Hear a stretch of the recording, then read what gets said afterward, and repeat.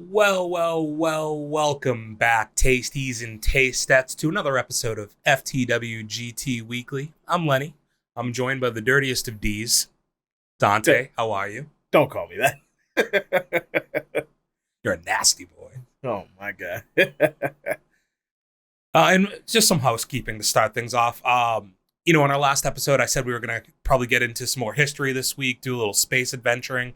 I'm going to keep you guys waiting on that one, if I'm being honest. It's going to be like the temptation, it's the apple from the garden. What is that? Eden's garden, Dante?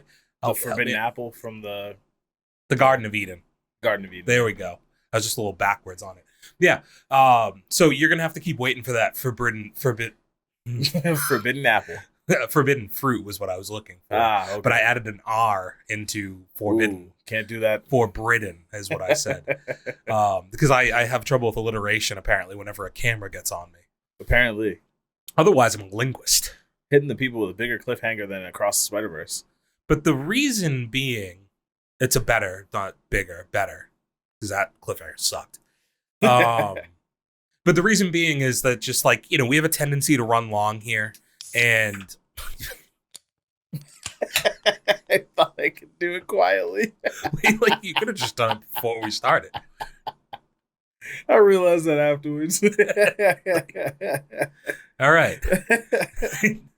This is Dante's first podcast without B in the room, and he's like, I need to make noises in the background.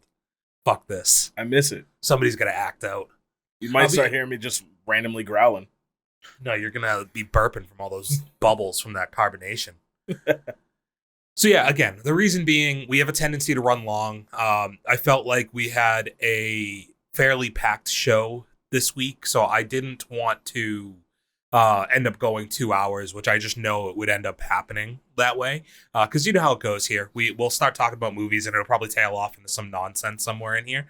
But we have like several... Sorry.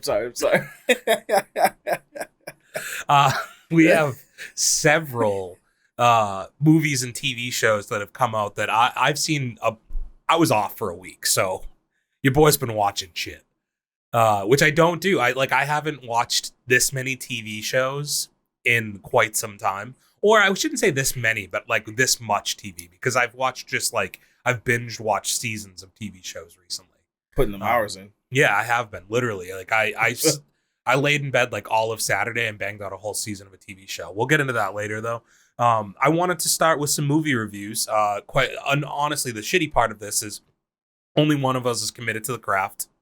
What are you talking about? And gets out and sees stuff. Yo, bro, I'm not gonna let you try and put that on me when I remember just last week we had the same issue with Oppenheimer. Yeah, but that doesn't count, dude, because the two movies I saw are the length of that one movie. All right, so we're even. But we're not, because I saw two that you haven't seen. Nah, but I put 3 hours in, and so did you. No. You saw a bad movie. You can't say that. You didn't see it. It was a great movie. All right. Well, should I start with you're planning to see TMNT, which makes it a bit more complicated for me, I suppose, to talk about it in some ways. You know what, man? I'm willing to die on that sword for the people. Hit them with the spoilers. I'm not. I don't really want to spoil, but yeah, we'll start with TMNT because that is in chronological order. The movie I saw first. The weird thing about this, can you look this up for me real quick, Dante? What was the original release date of TMNT?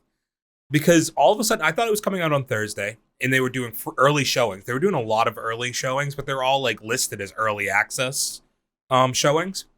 But then all of a sudden, I looked on Tuesday, and they just had full showings of this movie, and it made me feel like it dropped early. Did you find anything yet? No, because of course, when I type in original release date, it's giving me the original TMNT, which is like 1990, but like what day? It says release on August 2nd. So that would have been Wednesday, right? Yeah. I saw it on Tuesday. It had full showings on Monday. That's where it's like kind of weird that it seems like they just kind of were like, fuck the release date. Like, let's just get this out here, which I agree. It's a children's movie in the summer, and you should maximize as many days that you have as possible to get those early showings in, to get people to watch it. And from all indications, it's been fairly successful. Was it the #1 movie this week? It was not. No. So it was still Barbie. Barbie #1, yes. And then this, and then Oppenheimer. No, actually. Oppenheimer still. So it goes Barbie, Meg 2, Oppenheimer, TMNT. Huh. Is this worldwide or domestic? Worldwide. Okay, so I was. Oh, I'm sorry, domestic. All right, because I knew like the Meg had a very successful, or from what I could tell, successful international or worldwide box office. I didn't realize they did that well domestically. Well, good for them. TMNT though, I thought this was highly enjoyable. In the animated movie space or comic book animated movie space of this summer, it is by far the best movie that's come out. I know steep competition in some people's minds. Me too, because Spider-Verse, it's unparalleled. It's an incredible film that nobody can compete with until now. Sensing some sarcasm there. No, never. Yeah. But yeah, the it's a fun little romp here, man. I thought it was like the difference is I watched some videos in the Bay turtle movies like last week and the week before, and they didn't really act as like teenagers. They felt like they were like adults to an extent. It felt, at least in terms of size, stature, all of that stuff. Whereas in this, and maybe because it's animated, they can lean a little bit more into it. But this did feel like you were watching like teenagers. I feel like in this they almost made them look like scrawnier, like less muscular. They are smaller. They've also have no you're not dropped in the middle of them being like the Teenage Mutant Ninja Turtles already. Like they're turtles and they're teenagers, but they haven't been out like fighting. They know how to fight, but they're not really allowed into the real world, so to speak. They have to stay in the source because Splinter's afraid, basically. But they're teenagers and they want to explore and they want to adventure and they're breaking the rules, and it leads to this really fun movie. And I enjoyed the gripe that both you and I think have had, Dante, with Spider-Verse, they're the two movies there, is I don't think, and you can correct me if I'm wrong, that we've enjoyed the artwork as much with that, the animation style. It definitely bothered me more in the first one than in the second one. I think in the second one, there were still parts where it aggravated me, but it kind of evened out to be visually okay. I think it looked cleaner in the second one. I remember watching the first one and there's scenes where it just looks fuzzy. Yeah. Because of the way it's drawn and meant to be animated. And I understand that a lot of people really, really love it. Didn't really resonate with me as much, but very clearly this movie is inspired by those movies. If that movie had to walk so this movie could run, I guess is a way to put it. And I know that I think it was Seth Rogen or somebody did say that, that we, once that movie got made and was so successful, it opened up an avenue for us to be able to make this kind of movie. And I think it's humorous, it's funny, it's got a good heart to it. The fight scenes are great, and just like Spider-Verse, it has a very, very good soundtrack to go with it. So to me, very, very big positive coming out of the summer. It's a movie I enjoyed quite a bit. One that I will watch again, I think, actually. Which I love a movie with a good soundtrack, so now I'm looking forward to it even more. Have you seen a lot more of an increase in that recently, where it does seem and maybe it's because we're getting to the age where they're using music that we grew up on more, and that's why it resonates a little bit more with us. So I think we get a good blend of using popular songs that we're familiar with, and also teaming up with artists to make movie specific songs. And I enjoyed that a lot. Can you look up what the title track to this movie is? Is it an Ice Cube song? He was awesome in this movie, by the way. So Ice Cube plays the villain, and he it's always very impressive to me what people can do as voice actors to stand out. And I really enjoyed his character. I also enjoyed all the little side characters, all the other mutants that are in this universe that they've created, all have really unique and fun personalities. And I think the cast in this, I was going to say it's more vast than Spider-Verse, and I probably should stop comparing them so much because they are their own movies. But it probably isn't as vast because it actually reminds me, I suppose, in a way, more to the first Spider-Verse movie where you're introduced to all these unique Spider-Men, right? And Spider-Gwens. In this, it's they're not all the same character from different universes. This is just a bunch of different mutants, and they all have personality. I thought it was really fun. Was the title track Annie Up? I mean, that's definitely in it. I guess that would be it, huh? It's just like I can't find anything on like what they used for like the opening sequence, but I did find the track list for the soundtrack, and number one is Anti Up, which I feel like that usually is the title track now. Okay. I mean, that's definitely in it quite a bit. It's an appropriate song. It works really well in this. It definitely has, like you can feel like they chose Ice Cube and they stuck to a certain influence for their music choice. Yeah, they went heavy on the '90s hip hop by judging by this. And it's a vibe. It's definitely a good vibe. I love it. It's a lot of fun. Yeah, he plays Superfly, which like just listen to the name of the character, you know. But yeah, I thought he was a great villain. I thought the four turtles are all fantastic. Obviously, like my favorite's always been Leonardo. He is crushing hard in this movie, and I appreciate that. He's trying to get them bitches, or one in particular. But yeah, they're all fun. Is Leonardo your favorite because you guys share the same name? Yes. I always like told my mother and stuff when I was growing up that like I kind of wish that she had added an O onto my name. When I was born. I mean, Donatello was one of my favorites. So you look like Donatello, kind of. Why would you say that? Because of glasses? Do you want me to go further? Our round shape? Your head. See, bro, why you had to come in my head, bro? Come at whose head? All right, pause. You asked. I said, do you really want me to like go forward, and you continued to go forward, so I thought we were just gonna keep listing things that you are very Donatello-esque. The glasses, the shape of the head, all of that. You're not quite as nerdy, but you're kind of nerdy, right? Not as openly nerdy. Would you consider yourself a nerd? Nerd's a very broad term now. I mean, in some sense, I guess compared to your average person, probably. Because I feel like nerds used to be just like, oh, you like video games or like comic books, but now I think that's more geek. Yeah, now you can be like a car nerd, right? Like you can be fucking like a nerd about anything. Yeah, basically. So, as far as rankings goes, it cracked the top 10. Okay. I have it. I think you just give us the stars for now. We'll lay out your 2023 rankings after the next movie. Okay, so this is 3 stars. Okay. Which I'm finding that I do wish that Letterboxd had a little bit more of a diverse ranking system, because I have too many 3-star movies now. So what, you wish it was on a 10-star scale? I don't know what I think the solve would be, right? But I just really quickly want to count off the amount of 3-star movies I have. 1, 2, 3, 4, 5, 6, 7, 8, 9. No, 8. 8 3-star movies. Out of 21 so far. Out of 22. 22, so you are including the next movie in that. Yeah. So 8 out of 22. So a third of the list essentially is 3 stars, which makes me feel like I'm sitting on the fence a lot.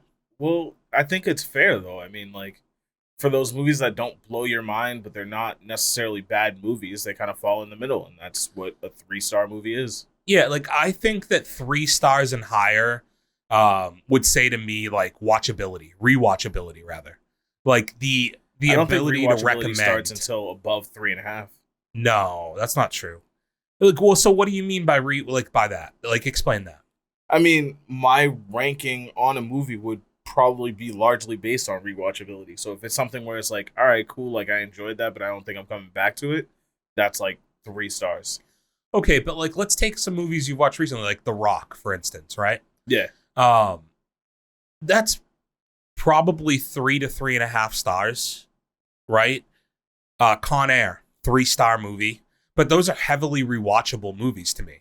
You know, like Oppenheimer may be a 4.5-star movie, but I don't think that movie has like this like tremendous amount of rewatchability. Again, I haven't seen it. I'm just citing it as an example. I think that's one of those movies where I want to watch it a second time and then I'm not interested again for a while. So that's kind of what I mean by rewatchability, right? Like I think like a 3-star movie in a lot of instances could be your most rewatchable movie, because it's not like super intensive, have to be engaged and paying attention the whole time, but it's not super dry or boring or nothing happens, right? I mean, my all-time most rewatched movies are Too Fast, Too Furious and Gone in 60 Seconds. Which are going to be 2.5 to 3-star movies, right? I'd probably hold them around 3.5. You give Too Fast, Too Furious 3.5 out of 5 stars. Yeah. Ah, shit. All right, maybe 3. Hold on, I just need to double check something. I want to know what they have Too Fast ranked at. On average, Too Fast, Too Furious is ranked at 2.8. All right, so right where I was at, 3. So, like I said, I think 3 stars, 2.5 to 3 stars is a fair ranking for both of those Out of movies. curiosity, what do they have Gone in 60 Seconds at? I have to give me a second to type. Sorry. I had because I have a list of my ranking of fast movies that was like really easy for me to get an Just answer tap to. into. Yeah. Gotcha. 2.9. Ooh, okay. Right in that ballpark. Yeah. I think movies at that level are like your most rewatchable movies, though, for that reason. I mean, I have a short list of rewatchable movies just because not a lot of movies grasp me that way, but How do they normally grasp you? we're not getting into that. So yeah, I did see one other movie. Again, Dante didn't see any movies. He decided to call out of work this week. Sorry, boss. Family emergency. Yeah, that's what it was. So I went and you. As of last week, I had said that for some reason, like I was very much not excited when I saw the initial trailer to the Meg 2, and I don't think that trailer was like a great representation of what this movie really is. And retrospectively thinking back on it either, but as the movie was approaching, as the Meg was approaching, I was getting more and more excited. I was anticipating it more and more, and I think a large reason for that is just we're tailing towards the end of the summer movies, right? So it's not like there was a point in like June where it was like, oh dude, like this is coming, and then this is coming, and then this is coming. It's like you can't really live and revel in like anticipation for these movies because there was always another one that was going to be there. And I just think we're getting towards the end of the month where there's nothing else, or end of the summer rather, where there's nothing else that really. I think The Creator might be the next movie. Can you pull up a list of September movie releases? I think I'm missing something in there, but The Creator is definitely like one of the next big ones on my agenda. But yeah, the Meg it was ramping up for me. And it almost seems to me, because I don't feel like there was a lot of buzz for this movie, right? But it seems like that's kind of ramped up a little bit for people too, where you're saying the box office was as good as it was, that apparently like other people got pretty interested in this movie. I went to a Thursday showing, like the early showing for it. It wasn't incredibly packed. It wasn't a great viewing experience. The movie itself was, I'll get into it, but like I'd sent you a screenshot, Dante. There was just computer issues ahead of time. And I don't know if our theater is the only theater in America that still does this, but apparently Windows 2000 is what's running movie theaters. I think it's Windows 95. Yeah, like, we updated the seats. Wasn't we there updated a day that we were leaving? We saw like the taskbar and we're like, yo, what the fuck? And ever since then, dude, I've seen it way more. And then this time I walk in and they just have a full-on error message on the screen. And the lady comes in and she's like, we're really sorry. We're trying to recover the movie right now. So back to upcoming titles. Before The Creator, we actually have, Gran Turismo we're going to see tomorrow. Shut up. Why am I shutting up? I mean, who cares about that? No, it's a great movie. I told you, it's my most anticipated movie of the summer. And then we got my second most anticipated movie of the summer, Blue Beetle. Oh, shucks. I forgot about that. How could you Blue forget? Beetle now tracking at $30 million opening weekend. Ugh.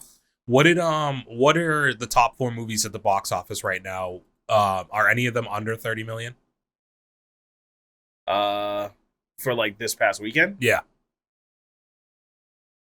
Yeah. Which one? So only the top 2 are 30 million or greater. Okay. Oppenheimer at 29, TMNT at 28. For How 3 and much? 4. So you only have the weekend boxes. How much has TMNT made in general so far? Gross worldwide 51. Worldwide? Yeah. That can't be right though. If it's been out since last week on like Monday or Tuesday. So from a second source, I have 55. So in that ballpark. That's worldwide. Yeah. When we're saying that the Meg did 154 million worldwide. Did they? I think so. No. Oh shit! All right, little dyslexia, but 145 million. For Goddamn. okay, for the Meg. Yeah. How is there that big of a discrepancy? I thought they'd be a lot closer than that. Wow. Wow.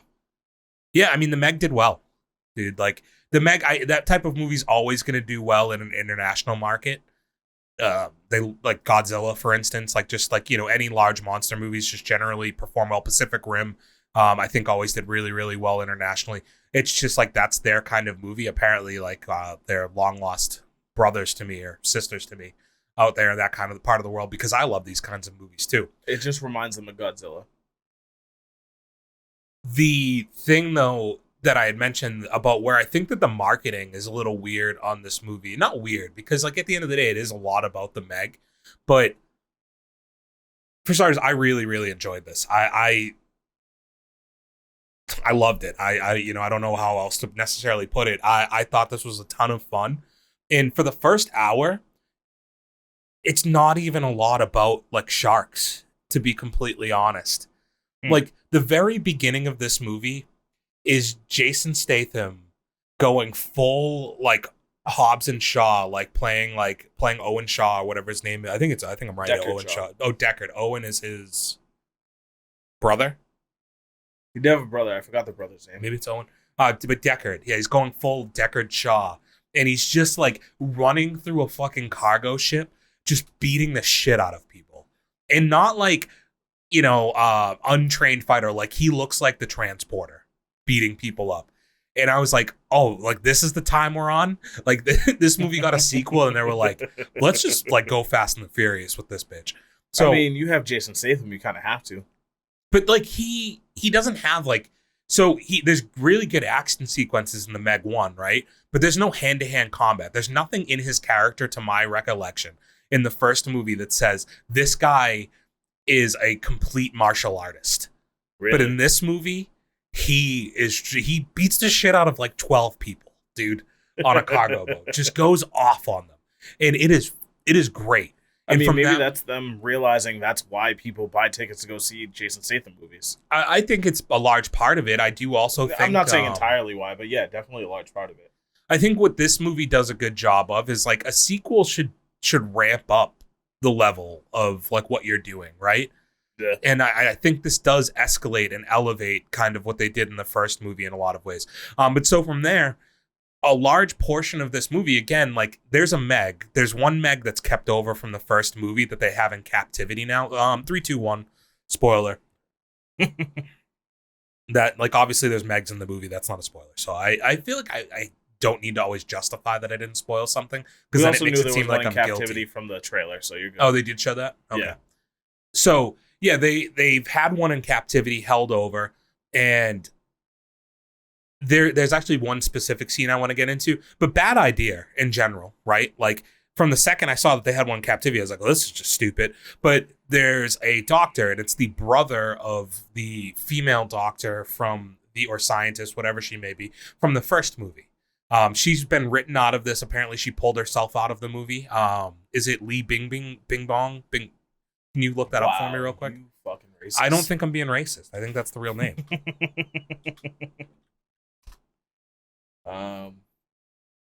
Let's see.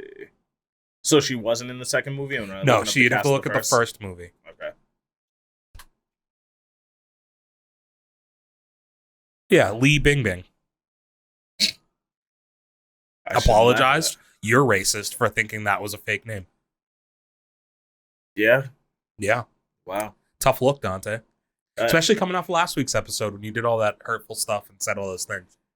No, I didn't do anything of the sort. You just tried to put words in my mouth because, you're too pussy to get canceled on your own. No, dude, I said the worst thing of anybody last week. I'm very okay with getting canceled on my own. Historically, we've had to bleep out or cut very little in this podcast, and it's almost always me. And to be fair, the only time we did bleep anything is just because it was so much, it was funny to just have bleeps every other second. So we have the shark in captivity. He is actually, her brother is now like one of our main characters. He's working with Jason Statham's character. Still working with the Meg. And they are now going to dive. They've developed ships and also like mech suits that are able to withstand the pressure at the bottom, and they're planning to go back down into the trench where they found the Megs the first time to explore more. Because we actually, was it last week we talked about this, that like we know more, or we were talking about the ocean versus space a little last week. Yeah. How we know more about space than the ocean. Than the ocean. So like they're fascinated, and they're like, this is our opportunity to explore this area that nobody's ever gone to before. So they go out, and it's like the Meg is like a puppy dog for a moment, because the second that they decide to leave, the Meg's like, oh, I haven't broken out this whole time, but I'm going to very easily break out right now. And have you ever seen the movie Deep Blue Sea? Yes. Okay. So you remember how the sharks were trying to escape at the end of Deep Blue Sea? Yeah. They were ramming into that fence over and over again. Yeah. Basically, I have to imagine that this is a little bit of a tip of the hat from the makers of the Meg 2 to that movie, because on the wall, the exterior wall of this pen that they've created, there's a grate that just happens to be big enough for a Meg to swim through. How did they overlook that? And it's not strong enough to where all this thing did was just like it swam to across the enclosure, and was like, I'm just going full speed at this fucker. I can't stay in here forever. And he just bombs through the grate, and all of a sudden the Meg's just in the ocean. No failsafe, no nothing. Apparently everybody left to go on this like journey to the underneath the ocean, and nobody stayed back to monitor the pen, because they don't realize that he's escaped until like he's there with them, which also is crazy because, well, I guess it isn't in a sense, because it's being drawn, I guess, to the trench, to the thermal layer that's over the trench. Maybe that's the excuse. Okay, science. Yeah, I'm just making reasons for them. These reasons aren't explained, but like they're in the water, they're heading towards the trench, and all of a sudden, like they have this like thing on their radar, and it's like, holy shit, it's the fucking shark again. It's back. So this leads to them diving into the trench, right? And the next part of this movie I really, really, really liked, and getting more, I'll try and pull back on the specifics I'm giving out. But the best part is, in the next shift of this movie, it takes primarily place deep in the trench, where it's completely dark, and their ships end up getting destroyed, and they have to do a walk across the bottom of the ocean floor, way lower, like especially coming off of what we know about like the Titanic now and all that stuff, right? Yeah. Like way lower than anybody can reasonably get to in a quick pace. And there's a structure that they find built underneath the water down there that people have been working out of.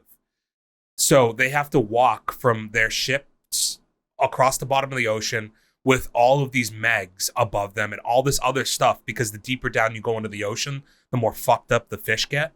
So there's like giant squids and like everything else. And I just found it to be like, the ocean's a scary place in general, right? And then you bring in the darkness that brings. And I thought they were able to get a couple of pretty good jump scares in there without ever really having, like, the Meg wasn't necessarily what you were afraid of. In that scene you were talking about, did you get a lot of diversity of like different animals and shit? Yeah. There was do you remember in the trailer the T-Rex is chasing these like little dinosaur things? No, I don't remember that. That was in the trailer? Yeah, they have four, like they had like four legs and they had like tails, and they're both able to live on land but also can swim. And it's the thing that the T-Rex chases out into the water and eats before it gets eaten by the Meg in the trailer. Okay, yeah. So those are underneath the thermal layer. Those are in the trench. You have like this massive squid that's in the trench. You have a bunch of Megs that are in the trench. And then you have other smaller fish and like different stuff like that. So yeah, I thought they did a really good job of like just building this ambiance in this ecosystem that was scary in itself. And for a while, I just didn't feel like for the first 30 to 40 minutes that they relied too heavily on the sharks themselves. Like the sharks get going, don't get me wrong. But there's a good amount of interpersonal issues here too. Because the beginning of the movie, when he's fighting on that ocean liner or that tanker, it's because he's now like an environmentalist activist to a point, and he's trying to stop companies from dumping into the ocean and damaging the ocean. And through doing that, you piss a lot of people off, right? And he's created enemies, so you have to deal with, like, that's where a lot of the hand-to-hand stuff comes in this, is that there are actual human antagonists while also having to deal with the fact that there are all these fucking Megs that, in the process of them finally getting to escape the ship that they get to on after the sea walk on the bottom of the ocean, once they get back up to, like, get through the thermal layer and are heading back up to shore, multiple sharks follow them through, and that's the scenes that you get from the trailer with, like, the side of the island getting destroyed and all this stuff. So it doesn't really become like this, like, Meg movie to me until about 45-50 minutes in. And from there, like, that's fun, but I actually thought the first hour was stronger than the second hour to me. Because it wasn't as reliant on like these CGI sharks, and even as reliant on, you have to suspend belief because obviously people can't really live at the bottom of the ocean like that, as we've learned, right? Although they did explain how, like, the pressure works down there, basically, is that the pressure is collapsing the oxygen in your lungs, and that's what causes you to die. And, like, if you don't keep oxygen in your body, you can survive at that low of a depth. The movie might have lied to me. I wouldn't take this as, like, the greatest amount of facts in the world. I realize that, but this is what they explained. Is that if you go out into the ocean, into the water that deep, at that low of altitude, what is it at that? Depth. What are the depth? Thank you, Dante. Fuck, I'm thinking sky while I should be thinking That low water. of an altitude. It is like a super low altitude down there, I think. But yeah, you can just push all of the air out of your lungs, and you'll still die, but, like, you're not gonna die from getting crushed by the pressure. Apparently, is what they explained. Again, don't know how factual it was, but it made for an interesting scene in the movie. But yeah, the Megs followed up. There are some really fun scenes with, like, Jason Statham on a jet ski. I think that's in, like, the trailer or on the poster, maybe. There are some fun scenes to that. I think the cast that they brought back is all really fun. But at the end of the day, this movie fulfilled, like, all of the stuff that I look for in a summer blockbuster, in a movie theater movie. I think it hits all of the key notes. Not like overly humorous, but had a few funny parts. The dog returns from the original movie. That was a fun little, like, carryover. The main cast is all great. Jason Statham, I feel like there's a certain level of quality of action movie that he puts out that is fairly reliable at this point, that I'll always probably go to see a Jason Statham action movie. Can you look up how old he is? I imagine he's like 51, 52. These guys are never as young as you think they are. I just wonder how much time he's got left in the action movie game. And I hope, would you want to see a Transporter 4? I would love that. Me too. He is 56 years old, by the way. Yeah, dude, like, that's crazy that he's that old. Wow. Isn't that always fucking mind-blowing whenever we look, like, the Keanu Reeves thing? It's like whenever we look up these people's ages and you're like, holy shit, they're that old. And it just goes to show what, like, these rich motherfuckers are tapping the fountain of youth. Well, they drink baby blood. That's what they do in the rich cults. Well, yeah. I mean, it just does go to show, though, like, what having a lot of money and a personal trainer can do for you. Yeah. And, like, a personal chef and all of that stuff. Because it's amazing, like, the fact that guy looks like he's probably 40, but he's actually in his mid-50s, and he'll probably still be doing action movies like this for another 10 years. You know? Anything else to go on this movie here? What was I going to ask you? Oh, the Transporter 4. So you were a fan of the Transporter 1, 2, and 3? Yes. Is it the cars that got you to be a fan of it? I mean, the chase scenes? The chase scenes were definitely a large part of it. But also just, like, I don't know, I enjoyed those kind of movies where it's like you don't have to, like, fully pay attention. It gives you satisfying action. It's a good, lazy movie to watch. Do you have car chases that stand out in your mind in movies that you've really enjoyed? Number 1, Eleanor, Gone in 60 Seconds. All right, I knew, like, predictable. We've already tipped the hat that was going to be one. Any other ones that stand out?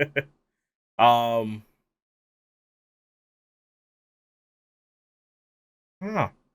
I haven't given it much thought. I'm sure there are some. I really like The Bourne Identity has a really good driving scene Okay. And it seems like driving scenes are always the best in Europe. Yeah, I can see that. Why is that? I think they just have more interesting streets for like a dynamic chase scene. So it's like aesthetically nicer. Because even in Mission Impossible, they talked about like the cobblestone being something that they wanted to be able to use, right? Yeah, exactly. That makes sense. Versus just like ripping through like a city grid where it's just all left and right turns. Like I feel like those like European chase scenes, like they have a good mix of like rotaries, alleyways, tight walkways that aren't supposed to be meant for cars and stuff like that. Yeah, I imagine like race sequences in like New York, besides the traffic, but like all the streets are just like, grids. Yeah, they're all the same. Okay, here's another race, another car chase scene, The Town. The Town. Oh, that's a fun one, right? That is a good when one. they're escaping the cops and getting back to Charlestown. Yeah, when they were dipping out in the Jeep, right? In the nun outfits. And I think to support your theory here, going along with that thinking, Boston streets are not on a grid. Like Boston streets are fucked. Yeah. They had some alleyways to go down, and especially like they were in Charlestown in the North End. Like they have a lot of tight streets over there, so it made it a little more interesting. Yeah, I do think that you're probably right. It's just there's something aesthetically pleasing about like not every street looks cookie cutter and the same. And if you do race sequences in New York City or even California for that matter, they're very much set up in straight lines. Yeah. The only thing I think that would be cool with like California is you have like the super highways to play around with a little bit, but not That'd like be city fun for like a driving section of it, but I just don't know if I could do too much of that. So the Meg, clearly I was a very, very big fan. I am a lot bigger fan than it seems like the people who are rating it. It's so. Here's the thing. We talk about Rotten Tomatoes on here quite a bit, right? Yeah. Last week, right before this movie came out, all of a sudden the Rotten Tomatoes scores start coming out, and on like 26 reviews, they were sitting at like a 0. Which is fucking crazy. And to me, it said like this movie's way better than it has to be good, because you don't get that many people like so opposed to it, without it ending up being enjoyable too. It's crazy whenever you see such a landslide between like the Rotten Tomatoes score and the audience score. Yeah, I don't know what the audience score is. What is it? Rotten Tomatoes score is 28%. Audience score is 72%. Yeah, and I thought it would even be higher. I mean, to me, it seemed like everybody in the theater with me, for the most part, enjoyed it. Clearly, it's killing it at the box office. Spoiler alert here, there is no post-credit scene to this movie. And I was reading an article, because, like, this, Dante. I don't know if people at home know this. I always, like, halfway through the movie, look up if there is a post-credit scene. Because I want to know if I can be the first person to dip out, like, as soon as the credits hit, because everybody else is just built to assume that there's a post-credit. Yeah. So, like, a lot of people stay in their seats now. So you can just get the fuck out of there really quickly. Or if there's going to be post-credits, I want to know, is it one that I have to wait all the way till the end? Is it halfway through? Is it right after the main actors get their little character pages? So I always look that stuff up. There isn't one, and apparently that's because they were apprehensive, not knowing how much money that this movie was going to make, because the first one was a lot more successful than they had anticipated it being. So they weren't sure what they would get from carryover. And I have to imagine, do you have the budget there? I can get it. Give me a sec. 129. So it's going to be profitable. I do wonder, like, what your... I mean, I think it's already profitable, right? Well, so we remember what's the rule for promotional stuff for a movie? Right. Although... Is promotion less for this movie now? Is this a positive swing of the writer's strike? Is that movies or actor strike? Is that movies can make more money because they're not sending their actors out on promotional tours any longer? Are they saving mass amounts of money? Maybe, but yeah, it's got to be close to already making its money. Realistically, if the movie costs 150, it's probably another 50 to 75 for promotional that they were going to invest into it between TV spots and things like that, right? Yeah. So it probably needs to make like 300 million to truly 250 to 300 million to probably break even, and then from there anything up is profitable. I have to imagine. I just read, I think. What did I catch? Indiana Jones is out of the movie theater now, and it made less money in its theatrical run than the Solo movie did. I thought that was an interesting little thing. I think it only made like $400 million. But I have to imagine the Meg's going to beat that. As far as my personal rankings, I have this movie at 3.5 stars. Okay. I came in pretty high on this one. Both movies I saw this past week cracked the top 10. This one, pretty high up there, Dante. Okay. This one, so I have in front of it, in one of these movies, funny enough, I just mentioned it, is the one I debate going back and forth on if I want to move it back one. So Mission Impossible still at 1, John Wick at 2, Guardians of the Galaxy at 3, The Covenant at 4. Those seem pretty locked in at this point. Maybe something like The Creator comes along and impresses me, and I find it like fun and unique, and it bumps it. But I think it's going to be really hard to beat those 4 movies, and I think everything after that is fairly fluid. The one that I'm thinking of if I should move it back is I still have Indiana Jones ranked as my number 5 movie, and I think that's probably a lot more nostalgia based in having it at 5. I might have come away with the Meg just overall being a more enjoyable viewing experience. You know, long story short, if you are into the over-the-top action movie, if you're into the large monster movies, if you like Jason Statham, like 100% recommend going to see this movie. I think going back to that rewatchability scale, this is a movie that I'm going to put on multiple times once it's out and available for me to watch on streaming or for me to buy it. Like, this is one of those movies, like you kind of mentioned, Dante, with movies that you can kind of just throw on, like The Transporter. Yeah. To me, that's what the Meg 1 is, and that's why it ended up being so successful, and that's what the Meg 2 continued to do for me. I do think maybe it could have maybe be 10, 15 minutes shorter. It would have been one critique I would give it. I didn't feel as much tension in the second half of the movie. Maybe also, I'll hold that one. Like, there's a lot of people who die. I'll say that. But like I don't want to dive further because I think people really should go see this. Okay. Do you want to get into our TV show that we watched? I would love to. Yeah. So we talked about it on here that we had both started Twisted Metal last week, and we have since both finished Twisted Metal. I've talked a ton here in the first 40 minutes, Dante. So if you could, I'd love to hear from you a little bit about Twisted Metal and your thoughts. I mean, initially going into it, it's a video game adaptation movie, and I didn't really know what to feel about it. And, you know, last week we talked about I got like 20 minutes in, and I was pretty much immediately hooked from the beginning. It gave us a lot of good, satisfying action. It gave us a good, strong backstory that definitely carried through the whole season and was very enjoyable. We got to see a lot of characters from the video game, some that I didn't even recognize until we watched a couple of what you might have missed videos. Overall, I love Sweet Tooth. I think he made the series. You know what I know I'm enjoying a series when I start going, you know, like the fan wiki pages? Yeah. Like, I was on the Twisted Metal fan wiki pages while I was watching that season. Oh, yeah. Looking up characters just to, like, figure out where... Because I played Twisted Metal. I played Twisted Metal 2 a lot, I remember. And then I think I played Twisted Metal Black a decent amount. I really only played, like, the older, like, PS2 ones. And so a lot of it's not fresh in my memory. Yeah. But there were definitely points where, like, you know, like, you'd hear a character name, you'd be like, fuck, was that a character? And you go and look it up and you'd be like, oh, shit, yeah, I remember that. You know, and then I would find myself, like, reading the backstory about them in the game. Yeah. And like comparing it to the movie. So obviously we're gonna spoil a little bit, so give a quick 3, 2, 1 spoiler. That's twisted.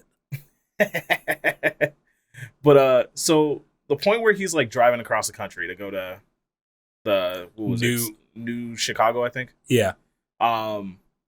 Did you get Last of Us vibes? Well, I think that you can, like, anything. It was just that, like, post-apocalyptic, like... Here's one thing I was thinking about. I watched an interview. I watched, actually, the cast play Twisted Metal while talking about making the show. And it didn't even really register to me. Obviously, I know it's post-apocalyptic, but it didn't even register to me so much. But how long do you think the post-apocalyptic trend is going to... Like, everything right now is... Oh, I mean, that's forever. is kind of post-apocalyptic. But like, It is definitely trending right now, but I don't think it's ever going to fully go away. I don't recall a ton of like, you had like Escape from LA and Escape from New York. You had like Mad Max. I don't really remember a ton of. Most of your apocalypse movies were zombie movies up until now. Yeah, but even those, it's like you had 28 Days Later. I'm just trying to rack my brain for how many there were. So the 90s was definitely way more. The 90s action movie was a lot more like the working man's action movie, right?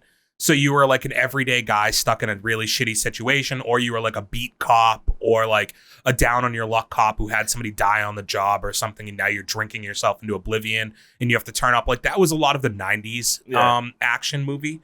And then like the 2000s, I do think so you have the birth of the superhero movie in there, right? I think you had a lot more car movies. You had like Gone in 60 Seconds. You had the fast movies starting to take off around that time. So you also had Biker Boys. Yep.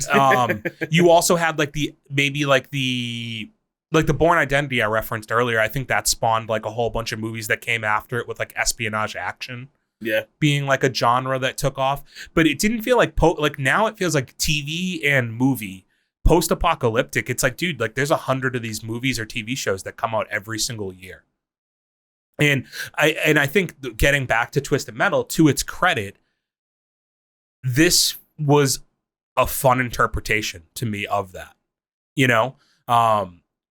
something that has been done to death. I won't say that they put some like incredibly new or unique twist necessarily on it, but I enjoyed the world that they built. Yeah. I thought that all of the characters weren't like, again, it wasn't cookie cutter. Like, and to bring to life a character like Sweet Tooth, a character that they talked about in that video I watched with them playing the game, that like had never really had any character arc in the video games. It was just kind of the most intimidating, most recognizable villain, so to speak, or combatant in the games that you played, right? Yeah. But there wasn't some incredible backstory to it. In this, I like that you started on calling him a villain, because like I originally went into this thinking he was a villain, and I like how his story played out. Well, so you said you played the game on PS2, right? Like, who was more intimidating than the Sweet Tooth fucking ice cream truck in those games? I don't think intimidating is the word. I think iconic is more the word you're looking for. Yeah, recognizable. Yeah. Like name association, like that is the character that is associated with Twisted Metal. Yeah, like game. You think Twisted Metal, you see the clown face with the burning head. I didn't even remember that John Doe was like, I read up on him more in the fan wiki. Like I didn't realize how significant of a character even John Doe is. I didn't think he was a real character. I thought he was a made up character for the show. And then I started looking more into it once he got roadkill. Yeah. That was probably around the time, honestly, too, that I was looking at it. I imagine you were upset about that car change. Due to personal taste. Dude, like, that was such a sad episode. Yeah. I might have shed a tear. Like, they did a good job with that, huh? Bro, like, they did a good job of humanizing the car to make you feel that loss. Yeah, like, so that is, I would say, like, the building of Sweet Tooth was, like, very, very big, but then the ability to build a relationship between him and his vehicle. And not, like, a relationship like this car, like, saves my ass. Like, no, like, this car has been my best friend like it's for all 20 years. I think it was 10 years. Was it 10 years? Okay. It might have been 20. I thought it happened in, like, the early 2000s, and then this is in, like current. I think I mixed it up because I think he was 10 years old when it happened. Okay. So that was the other huge part is, the car almost has a personality of itself to a point, and then the relationship to Anthony Mackie, I think, is a huge part of this movie, or TV show, rather. Also, the girl, what's her name? Smile? Quiet. Okay. So, like, Quiet, even, like, her relationship to her brother, I think, is another huge positive that you get out of this. Like, I just think that, like, each of these characters, from Sweet Tooth to John Doe to Quiet, like, they all have their own reasons for what they're doing and their own things that they're kind of building and going towards. And in thinking about it now, dude, like, getting towards the end of the series, it makes me really excited for the fact that we're going to, like, for what season 2 has the potential to be. Do you think this series held a lot more excitement because they were 30 minutes episodes as opposed to an hour? I don't know, because we're never going to see the hour-long version of it. No, but I just feel like because they were 30-minute episodes, at no point did it feel like it was dragging. I agree, but I still can't necessarily definitively say that it wouldn't have been better to get more. I would have liked more, but you know, because I don't have it, I think like I enjoy what I got. It's better to be left I mean, wanting more than to be like full and have too much, I guess. yeah. They would say. But yeah, going into like Nev Campbell, which I didn't know she was in this. That was a surprising casting of her. Oh, yeah. Especially for how little she's used in this season. But Oh, okay, she was Raven. yeah, getting towards the end, you understand why she's there, and I think she'll play a lot bigger role in season 2. But so season 2 is leading to the actual. So like, there's nothing. This is all setting up character foundations. Desires, wants, like their character traits, things like that. Letting you see relationships, competition. Yeah. But yeah, now like season 2, the idea that you're actually going to get like the Twisted Metal competition is crazy. Also, the supernatural idea that they're going to be bringing in, because Calypso apparently can grant you wishes that are beyond reasonable like comprehension. Yeah, like it's magical in a way what Calypso can do. I do wonder, after you find out what he had to go all the way across the country to get, like what her wish could possibly be, because she didn't really want anything that crazy and risked his life significantly, stating that it was for more, for her own personal reasons of needing, a champion to send into this game in season 2. Do you think like that Easter egg video we watched was on par? What do you mean? So it was alluding to the fact that like the bar they met in was called Kelly's, which apparently in the game story is like her best friend that got killed, and their prediction was that she's trying to bring her friend back. But honestly, the way they paint her in this show, she doesn't seem that sentimental, I guess. But like, when you say like she wasn't in it a ton to get except for like that last 5 minutes, which you could infer a lot of things. But I think if you, depending on what your desperation level is, or what you like, if you are longing for this person to be back with you, you would probably go to some very long lengths to get there. So I don't necessarily know that I think she's like very like that. She's not that kind of person or something, No. Fair. I must have. I think enough about her. I think I missed that part of the Easter egg. I think I might have left that during that part of the video. Ah, okay. That is an interesting idea, though. I didn't know about that. That's kind of interesting. How pissed would you be having to go race in this if you're John Doe and you don't even get to make the wish? I mean, at this point, he's just racing for his life. And so they've set up like you're gonna have probably the showdown with him and Quiet, right? Because I imagine she's gonna end up racing in this. Yeah.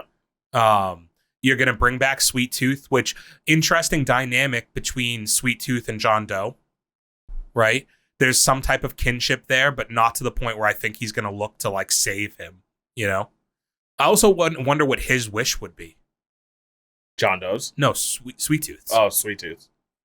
Probably some sort of like, putting on the greatest show type thing. Is the showman again? Is the patrolman dead? No, he can't be. Okay, so he'll probably be in Talking about Agent Stone? The character I'm yes. Who I'm most interested in seeing how they make it work is Axel. Yeah, actually, because I saw that when they were doing the what is it, the bracket for the tournament? Yeah, that he's in there, and I'm like, I wonder how they're going to explain that character, and then how you're going to make that optically work. Because for those of you not familiar with who Axel is this gentleman who stands on a platform with 2 giant like monster truck wheels on each side of him and holds onto them with like chains, and that's how he drives around. I just feel like it's going to be it's going to have to be a lot of quick cuts to make the CGI not overbearingly bad. I feel like he'll probably... I could envision the way that this show works is it's going to be each episode's based around a matchup, right? Yeah. And I don't know how much of a fight I think he'll put up. He could be a quick death at the beginning of an episode just like an Easter egg kind of to toss him out there. Because even though the show is going to deal with some supernatural stuff and it is a bit outlandish, I don't know if I want it going that far. Because you brought this up, like the car scenes and everything are actually very, very good, I think, in this movie. Anthony Mackie actually did the driving sequences through the mall. Oh, wow. That's pretty cool. Yeah. Because they kept telling him to like be careful not to crash, because he does the part where he drives and grabs the shoes. And he's like, dude, I know how to drive. Like I can do this, was his thing. Yeah. Also, the girl, Quiet, learned 15 minutes before her scene where Anthony Mackie has to chase her down and jump into the car. She learned how to drive stick in that 15 minutes before that. Holy shit. To do that scene. Both interesting facts. Overall, I agree with you. I mean, I was shocked at how good this was. Because I think, antennas go up when you're like a Twisted Metal TV show. Like, how is that even going to work? Because, not recalling as much about the game. Like, the game to me was just a multiplayer game that I drove around the streets and, like, blew up my friends' cars, or they tried to blow me up, right? And I think they knew that was against them, and, like, they built a very strong plot around it, much of which I didn't even realize was actually still tied into the original story. Mm-hmm. We talked about Sweet Tooth. Shout out to Samoa Joe, who is not an actor. He's a professional wrestler. And he said that he thinks that was a large factor in how good that he did in this movie, because he's come through the wrestling business where like luchadors and things like that, who have to wear a mask and had to learn to act beyond their mask. So like in his head, he was just picking up a character for another wrestling. Yeah. Like he was like, there's a large portion of our business is being able to act without somebody necessarily being able to being able to emote without somebody being able to see your facial features. And I think because it's not his voice, right? Like for the character, I don't think somebody else did the voice. Oh, really? I'm not like, it doesn't sound like him.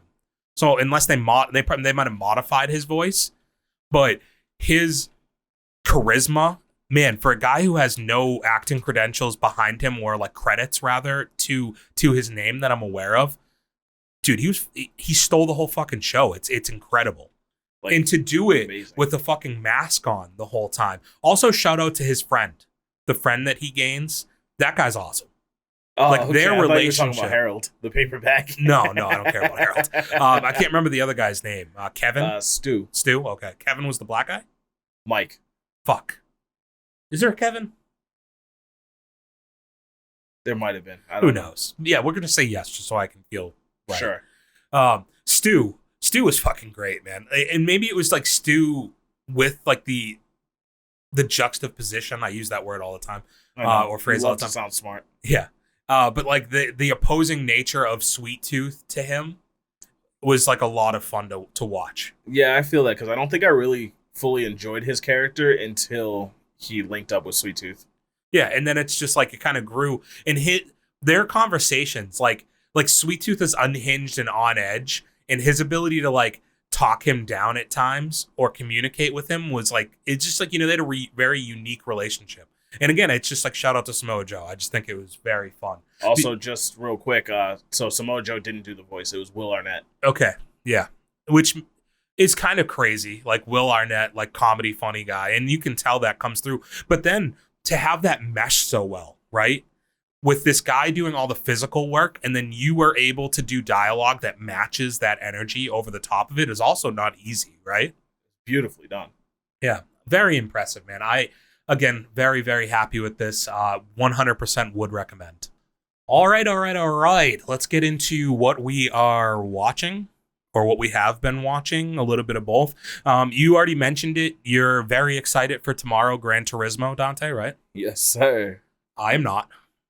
You motherfucker. This is your month for movies, and it's mine of like not giving a fuck. Dude, you're gonna love Gran Turismo. You're gonna love Blue Beetle. No, you'll probably hate Blue Beetle. I am guaranteeing I hate Blue Beetle. Gran Turismo, maybe I'll come. How long is it? Can you look up runtime? Let me see. I'm gonna put a guess and say 2.5. Oh, dude, if it's an hour and 45 or less, I'll give it a chance that I'll like it. If it goes 2 hours or longer, there's no way I enjoy it. I think there might be a way you would enjoy a movie that's 2 hours and 15 minutes. That's crazy, dude. Why? Why does it have to be so long? Because we need backstory on who Jan Mardenborough is as a person. Can you just again remind me what this movie's about? Ugh. But all right, I'm gonna over summarize. It's about a kid who plays Gran Turismo on a racing simulator, and they open this competition for the Nissan Racing Academy. He wins. He gets to go race real cars and gets a pretty successful racing career out of it. It is a true story. It is a true story. Yeah, I mean, dude, I'm sure it's gonna be a feel good movie. You have Hopper in it. I knew that was going to be your first claim to why you might marginally like it. His Hopper's pretty great. Yeah. Yeah. Yeah. Did you see they said season 5 of Stranger Things is going to be a lot built around like Will's storyline is going to be what ties everything together in the end? Is this supposed to be series finale? It's the final season, yeah. Nice. I don't know if how far through filming it or anything they are. Because originally weren't they talking about doing like more like movie style follow-ups to season 4 than they were like full seasons? Well, because they were up in their production value, and I think they were just trying to see what more they could do with it. Okay. Yeah. But yeah, they said that was going to be more centered around Will's character, which it's going to it would tie it in because obviously the first season and second season is like pretty heavily built around him, you know? Damn. Projected release date for season 5 is summer of 2025 at the moment. Ugh. So far, dude. Yeah. So far. That's crazy. That's so long in between seasons of a TV show. Yeah. But maybe they want to. I think it's to age the characters. Well, I was literally going to say, I wonder how far in the future they plan it to be for these guys to be older, you know? Especially because, like, at their age group, like, that 2-3 year gap gives you pretty significant aging on the characters. Well, yeah, especially since like 23-year-olds play 18-year-olds on TV shows. Yeah. So you're excited for Gran Turismo. Anything else like TV or movie wise that you've caught recently? No. All right. I did actually intend to check out Heels. I just haven't gotten around to it. Yeah, definitely do that, dude. You have a flight coming up, right? Yeah, there we go. Maybe bang out a season or two. Not a season, an episode or two. I was going to say, how long do you think this flight is? I'm not going to Japan. You don't have to go through the time barrier, dude. Like, it's not like you change days or something. Dude, it's funny, too, because I was, like, actually looking up flights to Japan. And the way to get them cheap is with these super, like, crazy layovers. And I'm talking, like, 19-hour layovers. 19 hours? Oh, so, like... So 16 hours crazy. Total of flying plus a 19-hour layover. Jesus. So I'd get a lot of movies and TV shows in that time. I'm trying to look up. Like, I watched multiple things this week. I watched some movies this week. I watched TV this week. Bear with me while I... Okay, so I'll start here. I finished The Walking Dead. Yeah. Okay. Brother, I fucking love that show. A lot of people do. I just couldn't get into it. See, a lot of people love like up to like season 6. Okay. I love all 11 seasons, dude. Really?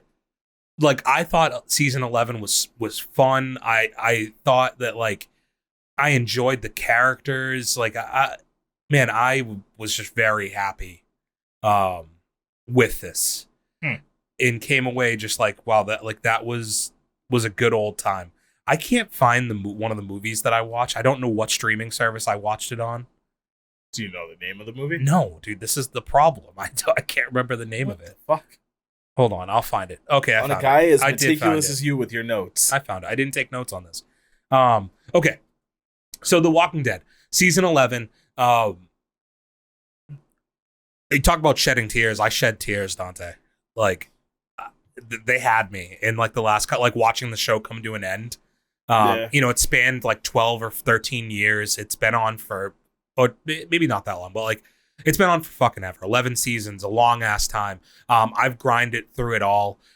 What happened was I signed up for AMC Plus, the free trial, because I wanted to watch the spinoff show, the Maggie and Negan spinoff show. And I was like, well, I really shouldn't watch that season till I actually finish the main season to see where their characters end off on to make that make sense to me.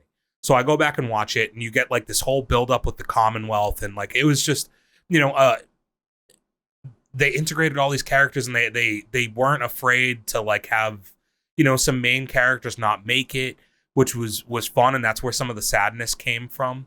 But also like this, like leaving with hope to a point with this show, and then you even get like some scenes of Rick at the very end, building up to him returning to the franchise with his own spin-off series. So, if you were at any point a fan of The Walking Dead and you fell off of it, I get it, man. It went on for probably a beat too long for a lot of people. But I implored Matt to do this some time ago, and I know when he got back into it, he enjoyed it a bit. And I'll bring it up again to just say, like, The Whisperers, I thought was a lot of fun. I enjoyed that whole buildup of that, and that's like seasons like 7 through 9 or 8 through 10, something like that. And then the last 2 seasons with the Commonwealth, I think, were also a lot of fun. And you also introduce other characters and other groups in there that they had to fight against. So 100% like recommend getting back into that if you fell off at any point. I loved the end of it. I know you're not talking to me because I fell off episode 1. Yeah. Season one's only like 6 episodes long. But then I also, as I said, I signed up for that AMC Plus deal, and I finished the Maggie and Negan spinoff as well. So I banged out all of that. And by all of that, here's the one disappointing thing I'll bring. I've hated on cliffhangers that I got from Spider-Verse this summer. I will hate on the fact that this is only 6 episodes long.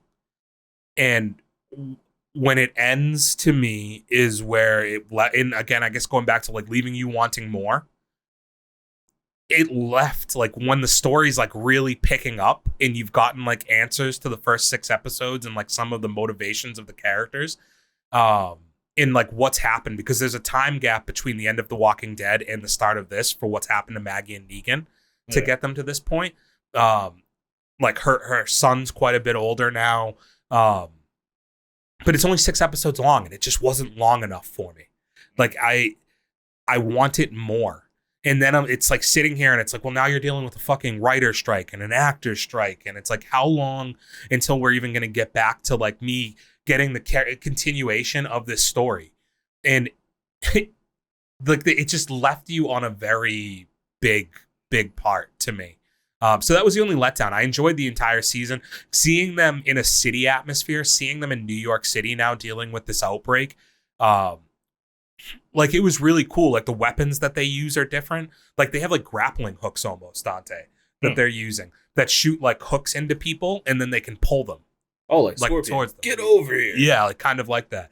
They also, because the streets are so heavily infested, because obviously it was such a dense population of people. And what happens in New York City apparently is it was one of the largest outbreak areas. So they blew up the bridges and cut off access to get in, kind of like Escape from New York style.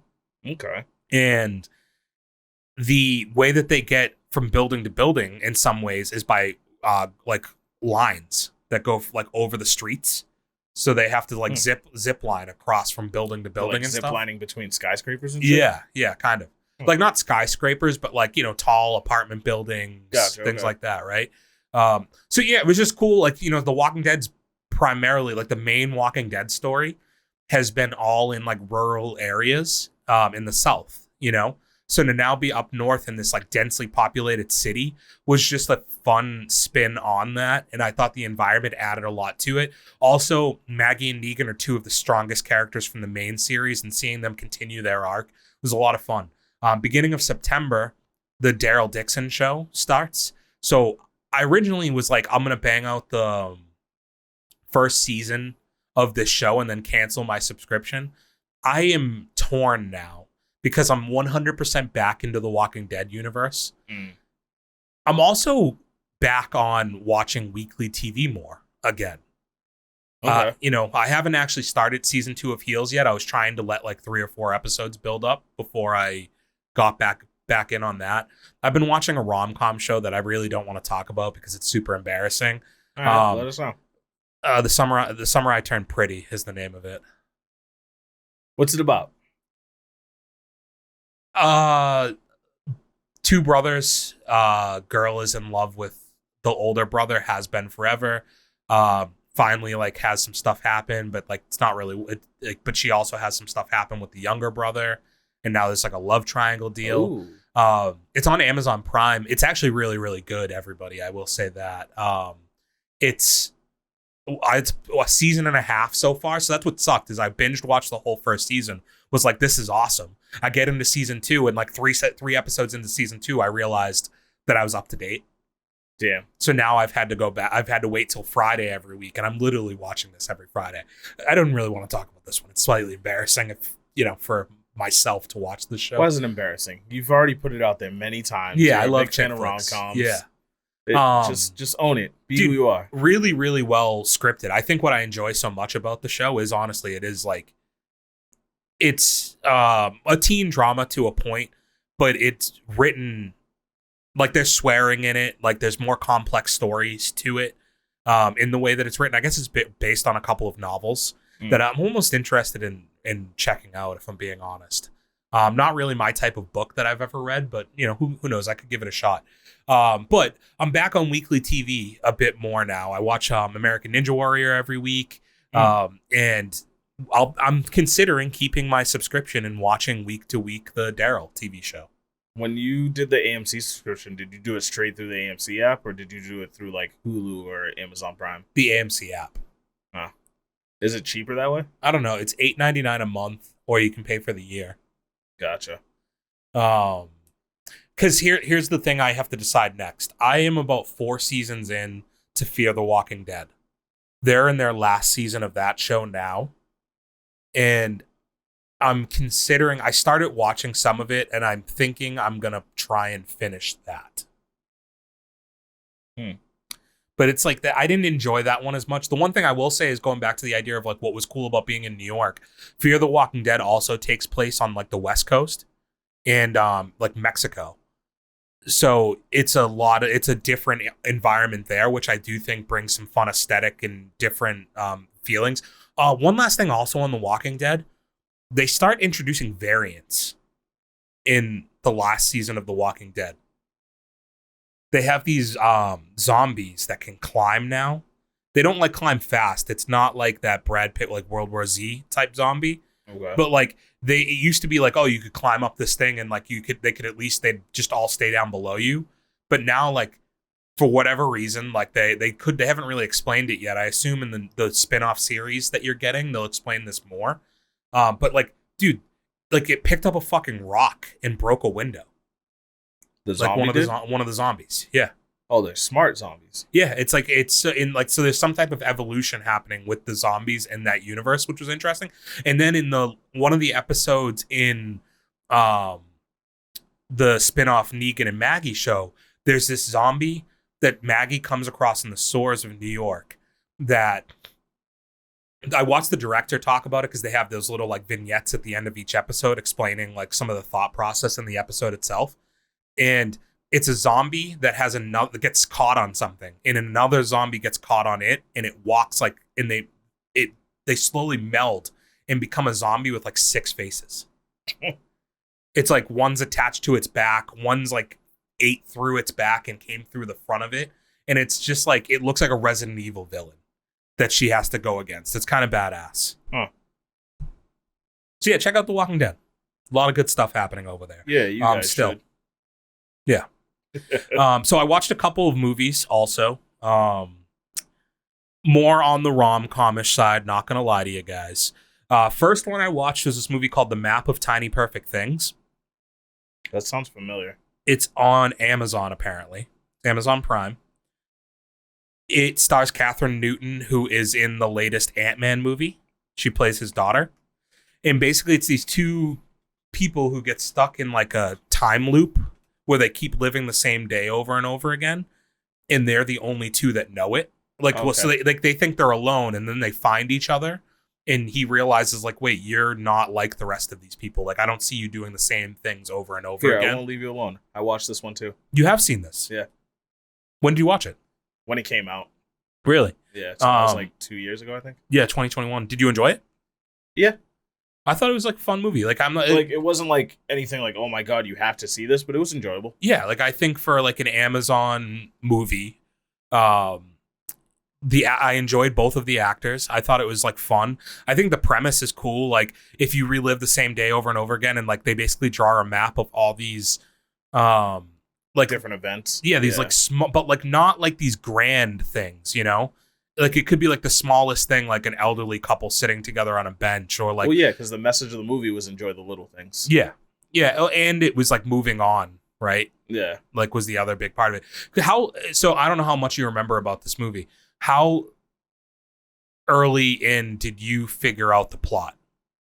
Like what was going to happen? To be honest, I don't remember what happened.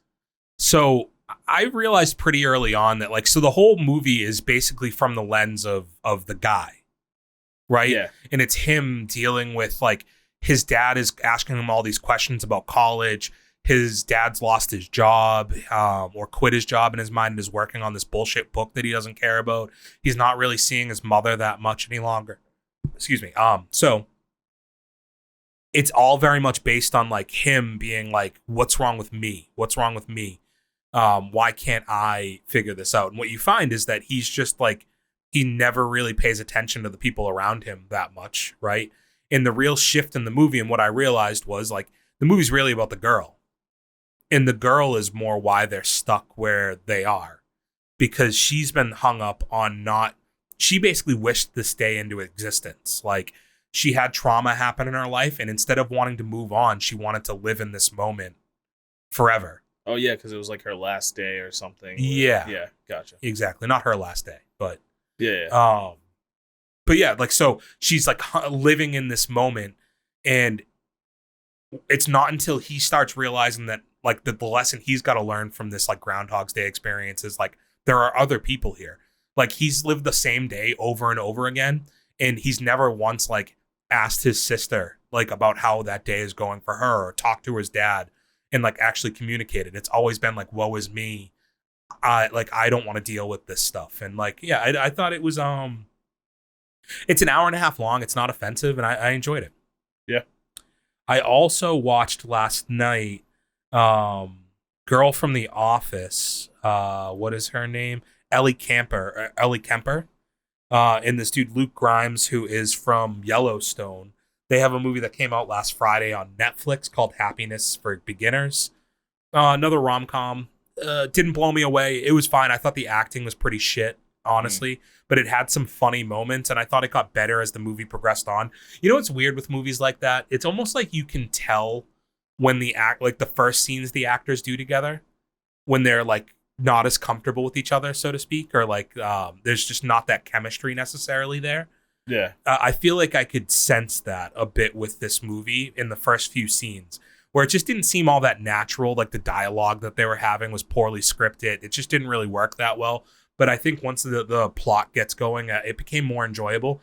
And, Ellie Kemper, here's a weird one. And I'm not an ageist. I do think it's interesting when you do like the rom-coms are generally like a young man's game to a point, or a young woman's game more so. In that you have like these, it's more built around like the 18, 19, 20-year-old demographic, both the main actors and the audience that they're looking for. Ellie Kemper is 40 and or like 42 or something like 43. that. Yeah, 43. And like the other guy in that is also not that young. So it's like, it's more a movie about like, I've been through a divorce and I'm trying to refine myself and like go through that, all of that. And like they go to the wilderness and she's on like a retreat to try and find herself basically. And like, there's a guy there that she knows. But the side characters are what makes that movie, I'd say, better. I enjoyed them quite a bit. Is that like your comic relief? Yeah, exactly. What's the Asian guy's name in it? I don't know if I know him from anything else. I've definitely seen him in other stuff. You know what I think he's on? He was on Wild 'N Out, I feel like. Nico Santos? Yeah. Does he look like he's from Wild 'N Out? Probably not. What do I know him from? I might be. He looks very familiar, right? He's in Superstore for 113 episodes. I didn't watch the show, but he's also in Crazy Rich Asians. Okay. Yeah. Wow. Jinx. Yeah. He's very funny in it. Like I think he's funny in most things he does. He's funny in this movie. But yeah, I think that's what I've watched. As I said though, I think I accomplished quite a bit this week, people. Yeah, you watched a lot. I watched a lot of shit, dude. And it's gonna keep going. I'm back on TV watching, I think. For now. Yeah. I hope it sticks around, dude. I really enjoyed this past week of like binging binging TV shows. It's cool when you have the time. I just feel like that stuff eats up a lot of time. Oh, brother, like I said, that season 11 of The Walking Dead, I watched almost entirely in one day. Ugh. Like, I sat around on Friday until like 9 or whatever, just watching that the whole time. Just like, can't get enough of it. I want to see where this is going. Got to get to the end of the show. I mean, that's how Twisted Metal got me, but thankfully it was only It's not that long. 5 hours. Yeah. But then it's like I said, like it's like a dick tease when I get to finally watch the spin-off series to The Walking Dead, and it's only 6 episodes. And they're all an hour long. So it is still 6 hours of content, but it's like you just want more. Yeah. I think that's what I've got. I can't think of anything else that I've watched. We're seeing Gran Turismo this week. I think that's the only movie that is of any interest to me that's coming out this weekend. I still want to see Talk to Me, so I might try to fit that in. Okay. And aside from that, thank you for being here, everybody. Appreciate it. As always, you can check us out anywhere audio podcasts are found. Apple Podcast, Spotify, Google Podcast, iHeartRadio, Pandora. Is there any I'm missing, Dante? Something about D's nuts. Oh, Deezer. Oh, Deezer is where else you can find us. Yeah. Yeah. Also on YouTube. Oh, real quick, if you are listening to us anywhere, if you could just leave like a review down below if you enjoyed it, even if you fucking hated it. I'd love to read some bad press too. Try to give 5 stars and a bad review though. Like, don't give a bad review with 1 star. Again on YouTube, thank you if you are here. Green screen behind me, whatever is appearing. I don't know. I haven't really thought. What's a good thing to have behind me this week, Dante? Oh, like for the closeout? Yeah. I don't know. Where in the world do you want to go? Take you anywhere. What if we go to Paris? Belly? Paris. You want the Eiffel Tower behind you? I'd love somebody Eiffel Towering behind me. Wow. Okay. I don't think because of YouTube I can do that what if you version of the Eiffel Tower. What if you blur it out? Somebody's gonna be shooting shots out here. You know what I'm saying? Oh, those ones don't make the same noises. Chucking ropes. More of a splat than a bang. Yes, but on YouTube, if you guys could leave a like, comment, share, tell a friend, ask a friend, like you're at a 7-Eleven with that little tray in front of you, we would appreciate that.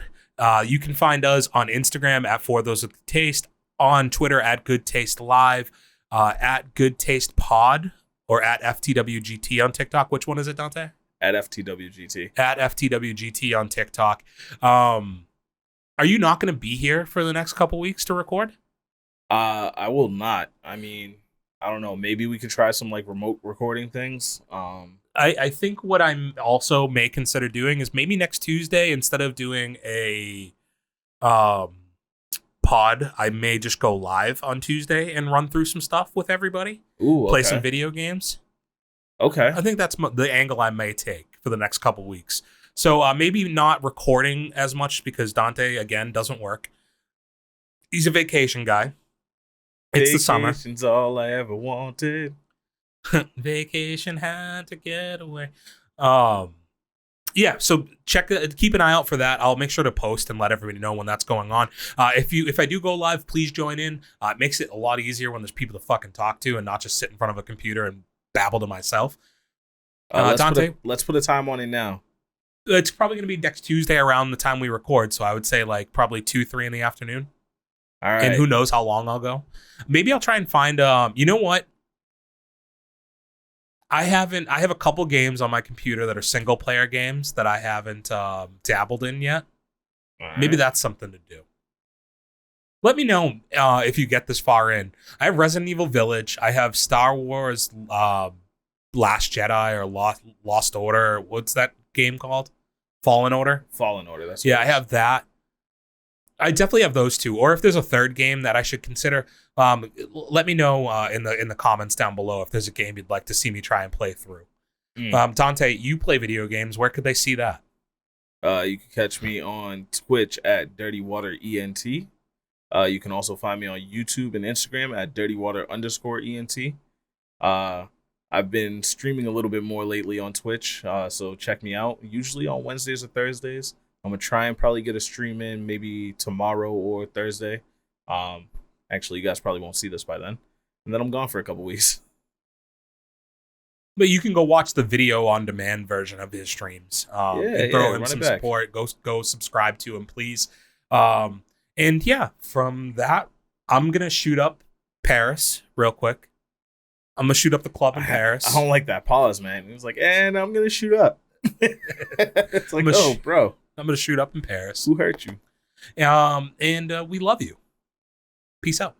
Peace. You got any songs you want to sing us out on? When I cry, it takes away all of these tears. When you scream, I fight away all of your fears. I don't know this. I'm done. Wow. That song has been stuck in my head for like a week. You said that to me last night, and it's been stuck in my head since.